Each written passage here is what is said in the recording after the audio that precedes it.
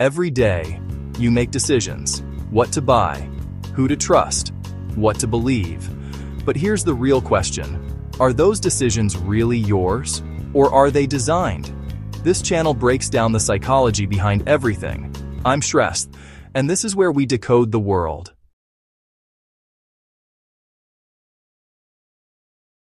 So, what if I told you that the very thing you're chasing, success, is actually a trap? It's a pretty unsettling idea, right? Let's dig into it. And it all kicks off with one simple question. I mean, you'd think that all that hard work, all the wins, all the accomplishments, that they build some kind of fortress around you, right? That they protect you.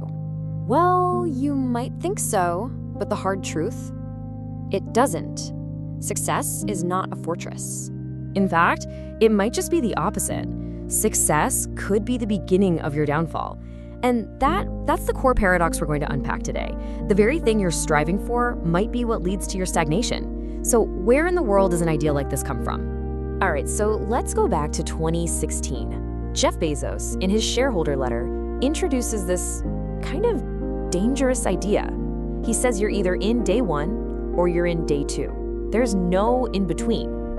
And honestly, the scariest part is that you could already be in day two and have absolutely no idea. So what's the real difference here? Well, day one, that's all about growth, experimentation, taking risks. You're obsessed with getting better. But day two? Day two is stasis, it's becoming irrelevant, it's decline. And eventually, it's the slow, invisible death. It's that moment you switch from building something new to just protecting what you already have.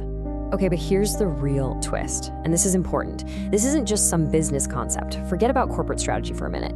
This day two thing, it's a psychological trap. And the wild part is, your own brain is basically hardwired to fall right into it. So the big question is, what pulls us into this trap? Turns out, there are these 4 cognitive biases. Think of them like 4 invisible enemies that are silently pushing you from that day one growth mindset into day two stagnation. Let's break them down.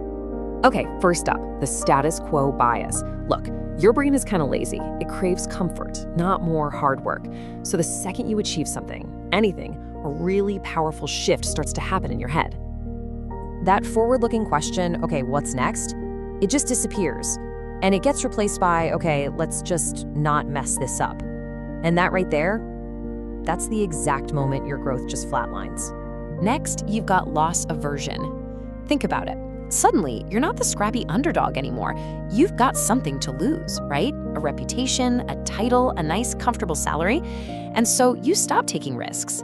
Not because you've lost the ability, but because the fear of losing what you have becomes way, way stronger than the excitement of what you could gain. You basically switch from chasing growth to just plain defense. And the result? It's brutal. That's exactly how winners slowly, almost imperceptibly, become average. All right, our third trap is something called cognitive laziness. And let's be real for a second. Deep thinking is hard. It takes a ton of energy. So to save on that energy, your brain starts creating all these little shortcuts. You stop questioning things, you stop being curious, you just start running on autopilot. And you really want to burn this next line into your brain. Autopilot is the birthplace of mediocrity. Simple as that. The moment you're not actively engaged, you are, by default, passively declining. And number 4, our final trap is bureaucratic inertia. And listen, don't let the name fool you. This isn't just something that happens in huge, stuffy companies. It happens in your life. It's when you start replacing real, active thinking with just routines. When genuine curiosity gets swapped out for comfortable habits. And when real action gets replaced with endless planning. The process itself becomes your new comfort zone. And here's the brutal truth about that. Comfort is where ambition goes to die.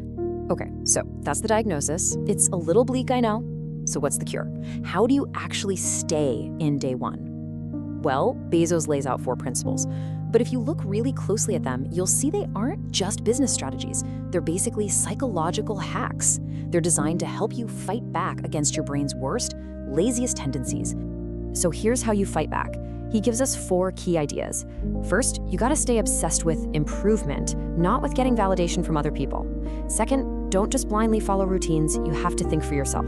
Third, adapt fast. Seriously, the world is not going to wait for you. And fourth, make decisions quickly, not perfectly. Why? Because most of the time, overthinking is just fear wearing a different mask. Okay, let's make this really personal now. We've talked about the theory, now it's time for you to look in the mirror. And I want you to ask yourself this, and be really honest.